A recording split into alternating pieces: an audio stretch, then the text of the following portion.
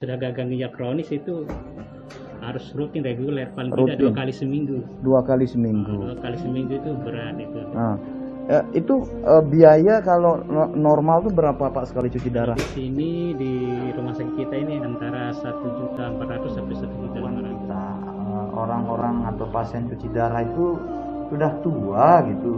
Tapi sekarang nih kenapa kok ada masih umur belasan, masih anak-anak kok bisa cuci darah itu Bu? Kenapa? Terus seneng minum minuman yang instan-instan, kayak minuman botolan, minuman saset, kemudian minuman-minuman yang bersoda. Tolong anak-anakku, jaga-jaga. Mungkin sekarang kamu tidak merasakan, tapi 2-3 tahun ke depan susah sudah.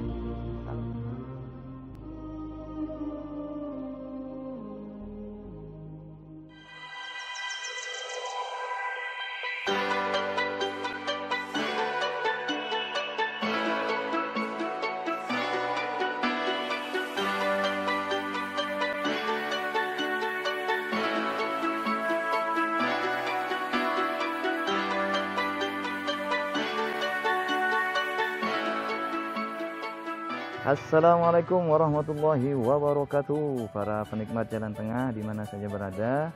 Jadi hari ini mungkin tidak tanda saya karena saya pakai masker. Kenapa? Karena saya saat ini berada di Rumah Sakit Provinsi Nusa Tenggara Barat. Tepatnya saya akan mengajak para penikmat jalan tengah untuk kita mengunjungi pasien cuci darah. Kenapa? Supaya yang sehat-sehat ini jaga ginjalnya. Dan alhamdulillah di sebelah saya ini saya ketemu dengan saudara saya, salah satu dokter yang soleh ini, beliau ini. Amin.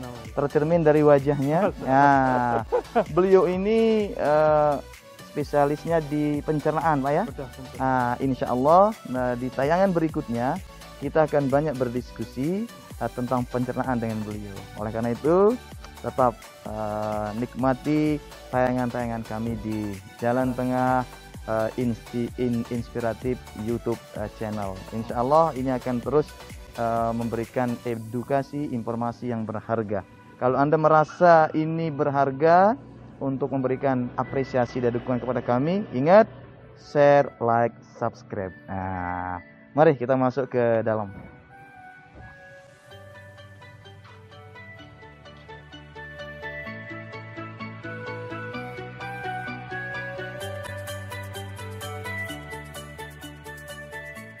Mohon maaf mengganggu waktunya. Siap, nanti kita lanjut ya. Waalaikumsalam warahmatullahi. Nah, ini ruangan instalasi hemodialisis. Di sini tempat pasien-pasien cuci darah dirawat. Dan kita akan lihat seperti apa kondisi mereka-mereka. Nanti kita wawancari juga sebagian. Supaya apa? Supaya kita yang sehat-sehat ini menyayangi ginjal kita. Ayo kita masuk ke dalam.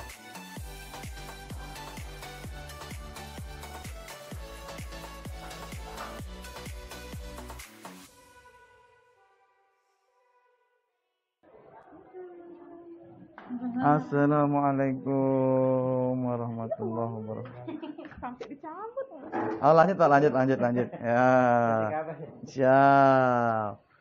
Nah, ini salah satu perawat ya yang sering bertemu melayani pasien-pasien cuci darah. Sehingga beliau banyak tahu tentang cuci darah. Nanti kita wawancara sedikit tentang beliau, seperti apa orang-orang yang telah cuci darah, apakah baru cuci darah atau sudah lama cuci darah. Lupa nama pelunggu Pak Haji Burhan. Masya Allah, dia idola para suster. Nah, sini-sinian. Nah, ini kalau pasien cuci darah itu memang macam-macam cara nyuci darahnya ya Pak Burhan ya. Ada yang dia lewat di dada itu apa namanya Pak? Double numen itu bikin kayak ada selang ya, yang buka tutup di dada.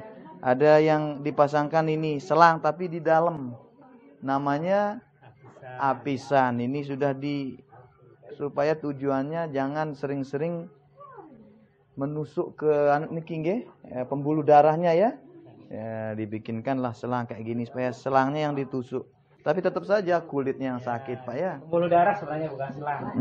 Pembuluh darahnya yang disambung antara arteri sama vena, jadi memudahkan akses untuk jarum masuk gitu ya. Tapi tidak ada selang, tidak ada pemasangan alat. Iya. Yang alat itu hanya yang dipakai di dada, lehernya. Terus kok saya lihat Pak, orang kalau setelah cuci darah itu kok kulitnya jadi hitam, itu kenapa? Oh, tergantung tingkat efektivitas cuci darahnya. Kemudian penunjang-penunjang obat-obatan yang menyertai. Karena cuci darah kan hanya bisa mengganti sebagian fungsi ginjal, tidak seluruh fungsi ginjal. Jadi fungsi yang bisa diganti hanya untuk mengeluarkan racun, cairan, sama keseimbangan asam basa. Kemudian fungsi hormonnya ginjal itu banyak juga, seperti pengaturan tekanan darah, keseimbangan kalsium, kemudian ada lagi satu Am? Apalagi untuk produksi sel darah merah untuk HB. Kalau itu tidak terpenuhi, juga kondisi pasien akan tidak optimal. Misalnya HB-nya sering rendah atau tensinya tidak stabil. Iya. Kalau menurut pengalaman pelunggu selama ini melayani, menerima, ngurus pasien-pasien cuci darah ini, kalau pelunggu boleh pesan ini kepada yang masih sehat-sehatnya, apa yang pelunggu mau pesankan? Susahnya kita kalau cuci darah itu seperti apa gitu? Intinya kalau ginjal itu sebenarnya harus kita betul-betul lindungi sejak dini. Caranya antara lain dengan makanan sehat, tidak boleh makan sembarangan, terutama yang memperberat kejar ginjal.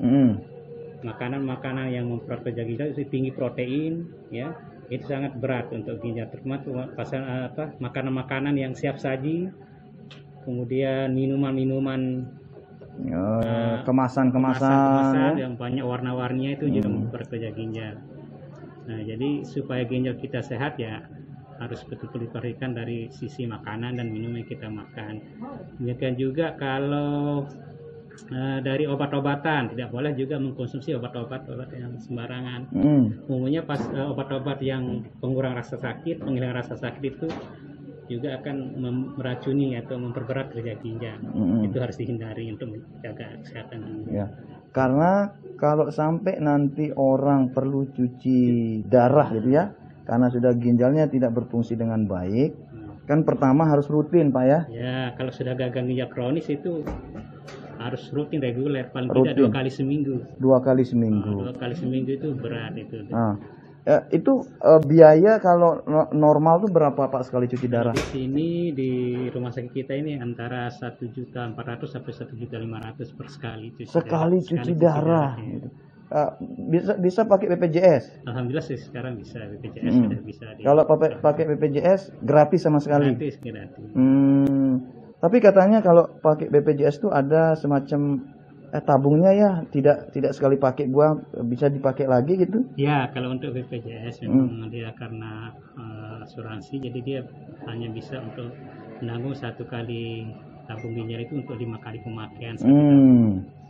Jadi artinya pertama kalau sudah sampai cuci darah, satu mahal Pak ya?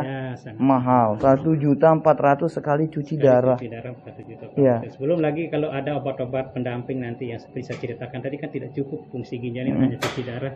Ada tambahan obat seperti hormon seperti untuk menaikkan HB, kemudian vitamin-vitamin, obat-obat hipertensi. Nah itu juga membutuhkan. Kemudian yang kedua, karena ini rutin, maka dibutuhkan waktu dan orang yang mau nganter gitu Pak ya. Tidak kalah pentingnya juga seperti sekarang umpama 2 kali seminggu ya. 2 kali seminggu itu setengah hari lah itu, dari jam 7 sampai jam 1 atau jam 2 itu pasien itu harus ada yang menemani atau yang nganter. 2 kali seminggu, belum lagi kalau nanti agak jauh tempat tinggalnya kan pakai transport itu juga membutuhkan biaya. Kemudian juga orang yang menunggu itu juga, dan dari keluarga itu harus ada support yang bagus supaya pasien itu semangatnya tinggi, karena bagaimanapun cuci darah ini penyakit yang berat. Orang gagal ginjal itu seumur hidup dia harus cuci darah. Masya Allah. Jadi harus ada support dari keluarga, harus ada dukungan baik dari pendanaan maupun dari spirit yang membuat dia bersemangat. Karena secara psikologi juga kalau rutin mungkin 1 bulan 2 bulan pertama banyak yang nganter, lama-lama kan ada bosan juga yang nganter Pak ya. Tapi yang beruntung ini kan kalau kayak beliau nih jadi tuan guru gitu kan, dari awal sampai mungkin selamanya akan banyak yang menemani dan mengantar, ngasih support. Tapi yang kita sayangkan misal orang-orang biasa gitu yang mungkin terjadi ya seperti itu. Kadang-kadang ada beberapa pasien yang kadang-kadang tidak datang cuci darah, besoknya itu alasannya apa? Tidak ada yang nganter. Tidak ada yang nganter. Kalaupun ada yang nganter ditinggal. Ya, kadang-kadang dilepas saja. Ada sendiri. Banyak belum temukan kayak gitu ya. Dan itu juga salah satu penyebab dia jadi malas cuci darah. Jadi malas cuci darah, padahal harus cuci darah, akhirnya dikirim saja ke alam barzah gitu ya. Ya. Nah, ini langkah selanjutnya apa ini Ki? Kali ini kita sudah selesai. Oh, sudah selesai. Maksud saya, boleh kita misal mewawancari 1-2 pasien di sana gitu, kita lihat-lihat. Mungkin harus ada izin. Sudah saya komunikasi sama Pak Direktur. Oh iya. Ya. Enggak ditemani sama pelunggu. Ini sudah ini di kepala instalasinya. Belum, nanti kita ke sana dulu. Ya, kita permaklumkan ke sana. Ya. Kita sekarang nih bersama Ibu Dokter Nurul. Beliau dokter jaga atau dokter apa di sini? Saya dokter umum pelaksana di sini. Saya Dokter Nurul Hudawardani. Di sini sebagai dokter umum pelaksana sekaligus kepala instalasi di bagian hemodialisis. Sehari itu berapa orang cuci darah di rumah sakit provinsi Bu? Untuk sehari, karena kapasitas mesin kami itu 31.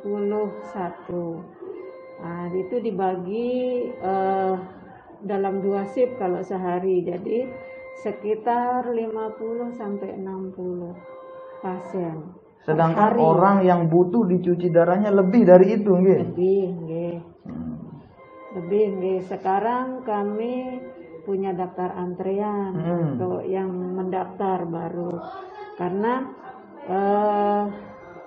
selayaknya mereka bisa mendapatkan 2 kali dosis cuci darah per minggu, tapi karena keterbatasan yang baru-baru kami masukkan dalam daftar antrean. Itu kan biasanya sepengetahuan kita orang-orang atau pasien cuci darah itu sudah tua gitu. Tapi sekarang ini kenapa kok ada masih umur belasan, masih anak-anak kok bisa cuci darah itu Bu? Kenapa? Yang kita dapatkan di sini sekarang memang banyak pergeseran usia ya. Usia muda itu banyak, usia produktif 30 tahun, 40 tahun itu banyak juga. Nah, dari setelah kami misalnya wawancara ya, kami gali bagaimana perilaku, mungkin pola hidup. Nah, kebanyakan memang masyarakat kita memang dengan pola hidup yang mungkin kurang sehat gitu ya. Sehat. Pola makan juga tidak dijaga ya. Lain dengan misalnya dengan adanya juga penyakit kronis yang mereka derita, misalnya kencing manis, hipertensi, itu juga terkait dengan pola makan, pola hidup gitu. Nah, yang muda-muda yang kami tanya memang kurang konsumsi air putih. Minumnya itu yang kemasan-kemasan ya. Ya, itu salah satunya mungkin ya penyebabnya. Lain faktor kan banyak. Iya. Mungkin salah satu yang perlu diperhatikan. Pola makan dan pola minum ya, supaya banyak minum air putih ya. Alhamdulillah pemirsa, kita tidak lama-lama di sini karena Bu Dokter nih sedang sibuk, kelihatan nih sedang ngurus-ngurus kertas. Demikianlah sedikit informasi tentang pentingnya kita menjaga kesehatan kita, khususnya lagi menjaga kesehatan ginjal kita. Jadi ginjal kita dikaruniai oleh Allah Subhanahu wa taala ini untuk fungsinya menyaring racun-racun yang masuk ke dalam tubuh kita melalui makan dan minum. Ketika ini tidak berfungsi dengan baik, maka solusinya adalah darah kita dicuci pakai mesin, dan itu tidak mudah dan tidak murah. Oleh karena itu, jaga kesehatan, hindari makanan-makanan yang tidak sehat, hindari minuman-minuman yang tidak sehat, termasuk juga minuman dan makanan yang siap makan dan siap minum. Terima kasih para penikmat jalan tengah di mana saja berada. Hadanallahu iyyakum ila sabilil falah wal muwaffiq aqwamit thoriq. Wassalamualaikum warahmatullahi wabarakatuh. Kami baru saja mengunjungi pasien-pasien yang ada di ruang hemodialisa. Tapi mohon maaf jika beberapa gambar tidak bisa kami tayangkan, karena ini bagian dari prosedur rumah sakit. Intinya pesan yang mau kami sampaikan di sini, satu, buat kita yang masih sehat, buat kita yang ginjalnya masih berfungsi dengan baik, jangan sampai kita mengalami yang namanya cuci darah. Oleh karena itu, jaga pola makan. Ini biasanya anak-anak kecil nih suka makan makanan-makanan yang siap saji. Terus senang minum minuman yang instan-instan. Kayak minuman botolan, minuman saset, kemudian minuman-minuman yang bersoda. Tolong anak-anakku, jaga. Mungkin sekarang kamu tidak merasakan, tapi 2-3 tahun ke depan susah sudah. Kalau sudah sampai cuci darah, seperti tadi yang kamu lihat kondisinya. Selain tidak murah, cuci darah itu juga tidak mudah. Butuh orang yang ngantar kita tiap hari. Butuh orang yang memberikan kita support. Kemudian bagi Anda yang saat ini menjalani cuci darah, tidak usah putus asa. Tidak usah mengeluh. Tidak usah menyesali apa yang sudah terjadi. Tetapi jalani ini dengan sabar. Ini bagian dari ujian yang insya Allah dengan apa yang Anda jalani ini akan merontokkan dosa-dosa Anda. Sebagaimana janji baginda Nabi besar Muhammad SAW bahwa tidak ada satu penyakit pun yang diderita oleh orang beriman kecuali itu akan merontokkan dosa-dosanya sebagaimana ulat yang memakan daun-daun, sehingga itu akan merontokkan daun-daun itu. Oleh karena itu, jalani apa yang saat ini harus Anda jalani, dan terus berdoa supaya Anda berhenti cuci darah.